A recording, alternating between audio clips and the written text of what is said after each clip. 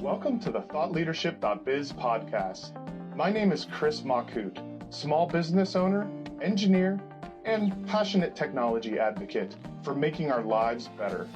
In this series, I share my vision of the future of technology and industry through the lens of a safety and productivity pioneer.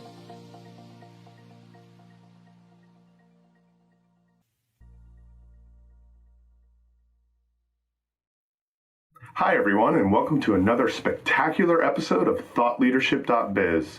I am Chris Machut, and in today's program, we'll be taking a deep dive into the depths of human psyche and exploring the art of coaching different personalities. So, hold on to your entrepreneurial hats, ladies and gentlemen. You might just discover a few new things about yourself.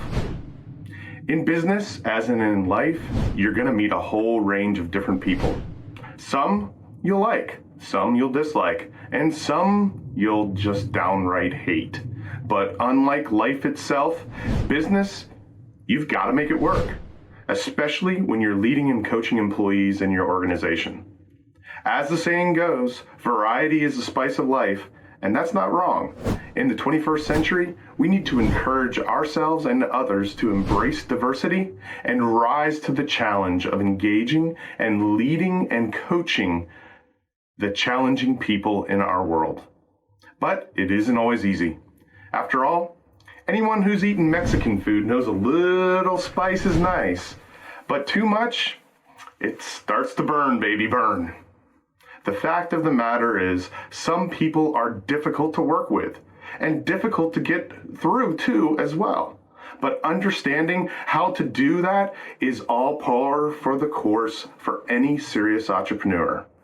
So as leaders and coaches, in order to coach and not just manage different people effectively, we need to find what ingredients make them who they are.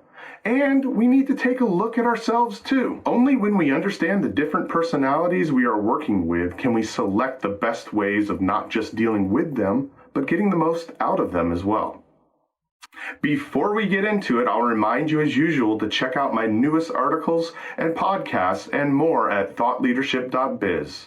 You can catch me in person on YouTube and listening to my waxing lyrical on Spotify or Anchor.fm, or even tune in on Apple and Google Podcasts.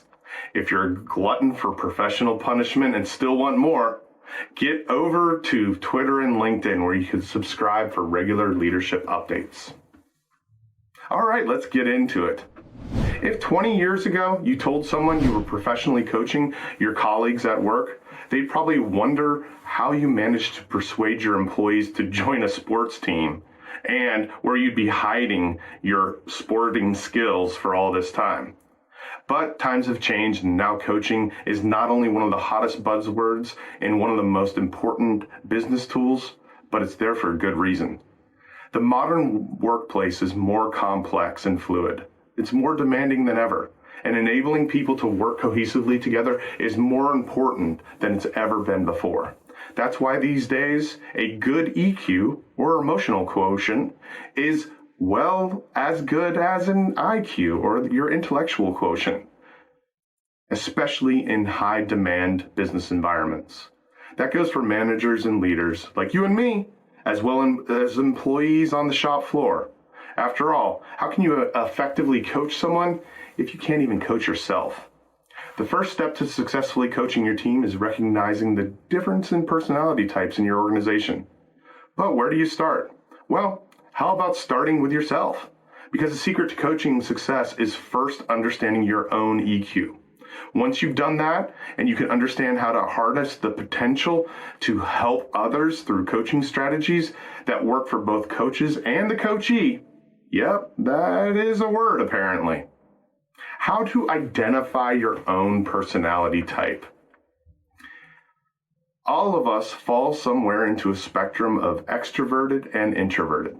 Me, I'm an extrovert most of the time, but that doesn't tell me much about how to be effective as I can be as a coach. To do that, we need to break it down a little further. The coaching literature defines people as generally being either outgoing or reserved, task-oriented or people-focused. So you need to decide where you fall between each of these points on the scale. There's a popular model called the DISC model, D-I-S-C for short, created by Harvard psychologist William Moulton Marston. He breaks down even further by describing the personality as a mixture of following 4 ingredients. That's dominant and driven, influencing and persuading, secure and steady, and compliant and considered. The amount of each of these ingredients baked into a personality cake, that's not an official academic term, by the way, just in case you're wondering, determines how to effectively manage the coachee's personality types. Let's have a quick look at each one. D in DISC stands for personality type of dominant and driven. If you're this type of person, you're results-oriented and solution-oriented with a low patience threshold and a penchant for getting easily frustrated, essentially when others move more slowly than you. You're probably not going to be the most natural coach ever. I, personality type, influencing and persuading. You're wired for helping people and like to inspire others, so you love helping people improve. However, as you're also outgoing, you'll need to ensure that you remain objective and listen empathetically to the other person rather than telling them that what you basically want them to think that they want to hear.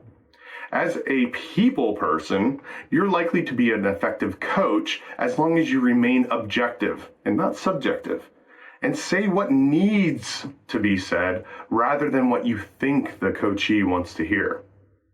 The S in DISC, personality type, stands for secure and steady. If you're secure and steady and don't like to offer and make sure that everything is stable, but that comes with a downside. Because you value the status quo, you might not be prepared to challenge the coachee or yourself fully.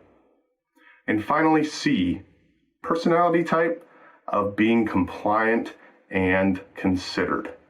This is the type of personality that is often happy and likes to follow the rules.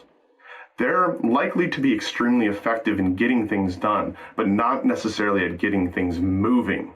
Coaches need to be willing to step outside their own comfort zone to adapt and pivot along the way, as they're asking their coaches to do the same.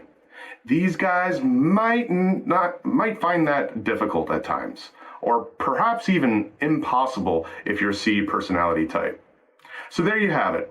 Whoever you are going to be in the mixture of 1 or 2 or perhaps more of these 4 personality types, so is your coachee. So keep that in mind. So let's understand your coachee.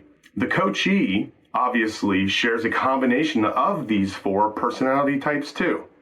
Let's start first with the dominant and driven types, who will often be on point and punctual, reliable and committed, but they'll want measurable results and want them fast.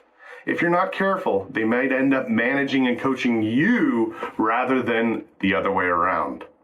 Influencing and persuading types will be more than happy to chat. They'll love nothing more than an in-depth conversation about something meaningful, but you'll need to keep things firmly on track. These types are likely to wander off and lack focus unless they have a clear laid out plan in front of them that can be focused and maintained. Secure and steady types will value the framework, working with you, and asking lots of good questions. They'll be prepared to wait for results, but not like to be challenged or see you veer off into that perceived unorthodox approach to coaching. In general, they're conservative, so use that to your advantage. Lastly, the compliant and considerate type, the final C in DISC. These individuals will take things very seriously, and they're likely to be very well prepared, so you'll need to make sure that you are too. Be aware that some people will fall into this category are often perfectionists. They're likely to be highly analytical and might ask some precise and challenging questions regarding the process and outcomes. Basically, when you're coaching these guys, you'll need to be on your toes. Now you know more about the different personality types and about where to fit in and amongst them. It's time to sit down and reflect how you think you can be the best in coaching one of your team members. Unless you're working with a team full of schizophrenics or people who suffer from multiple personality disorders, you can always find ways not only to communicate effectively, but make a huge difference in their lives and the future of your business and organization. If you realize your team has some serious critical personality problems, forget about coaching and take a long, hard look at your vetting process. Calibrating your coaching approach for success isn't that hard once you understand the basics. It doesn't take a rocket scientist, or a brain surgeon for that matter, to figure out that you're getting a group of dominant and driven types together for a group session is likely to end in an argument, or worse. And being too direct with a compliant and considerate type might make them feel upset and undervalued. I could go on with examples, but I'm sure you get the picture. At the end of the day, coaching different personalities in business is similar to getting along well with people in the outside world. The only major difference is that for entrepreneurs, as owners of your organizations or departments that we lead and manage, the buck literally stops with us. Failing to coach effectively doesn't mean we lose a friend. It means we potentially lose our entire livelihood and everything that we've worked so hard for. Learning to flex your leadership style and coaching approach by adapting to the needs of our teams is one way to help ensure that our ship doesn't go under. But it's also a way to ensure that our teams grow stronger, more united, and effective than ever. When we view it like that, we can understand why learning to coach well is one of the best things we can do to invest in our time. And that's exactly why I decided to talk to you about it today. Best of luck with your coaching journey. Let me know how it goes. This is Chris Machut. See you next time, and stay safe out there. Thank you again for listening to this ThoughtLeadership.biz podcast. I'm Chris Machut. For additional information on this podcast, including additional sites where you can stream from, make sure to visit us online at www.thoughtleadership.biz in your favorite web browser. I wish you a safe and productive day.